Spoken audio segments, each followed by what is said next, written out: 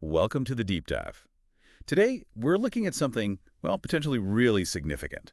There's talk of a possible meeting, maybe this week, between President Zelenskyy and President Putin in Turkey. Right. It certainly caught a lot of attention. Our sources are news excerpts, so we have statements from Zelenskyy, from Putin, and also some comments from former U.S. President Trump.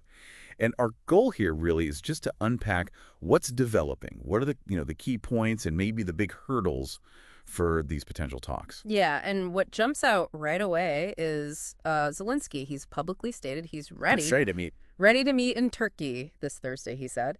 And interestingly, open to any format for the negotiations. But the crucial part for him, it seems, is wanting to discuss a full and unconditional ceasefire. Unconditional. Okay. And he's waiting for a clear Russian response on that. That's what the reports suggest, yeah. Awaiting a clear response. Okay, so Zelensky's priority seems pretty clear. Stop the fighting, then really talk.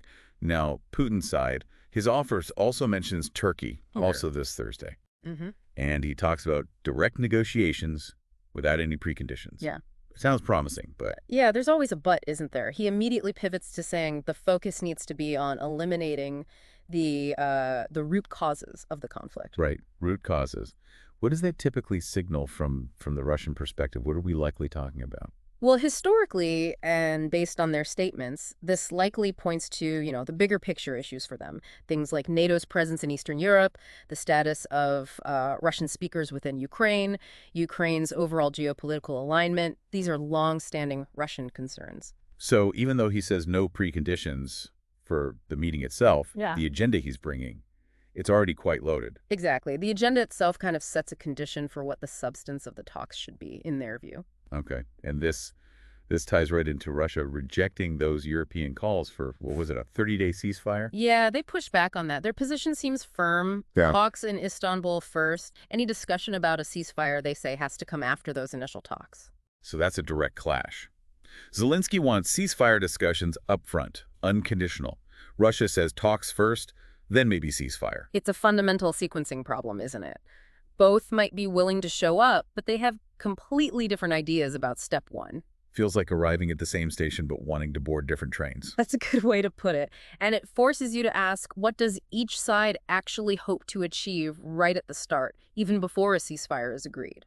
For Russia, pushing root causes suggests they want movement on their strategic demands early on. While for Ukraine, the immediate ceasefire is, well, it's about survival, stopping the bloodshed, stopping territorial losses now. Precisely. The urgency is completely different. So if Ukraine agrees to talks on Russia's terms, focusing on root causes without that ceasefire, They risk negotiating while, potentially losing more ground, more lives. It weakens their position. but if Russia digs in its heels, refusing any ceasefire talk until their agenda is discussed. Then Ukraine might just see it as, well, not a serious attempt at peace, maybe just a stalling tactic, and they might pull back. It's a real catch-22. Yeah.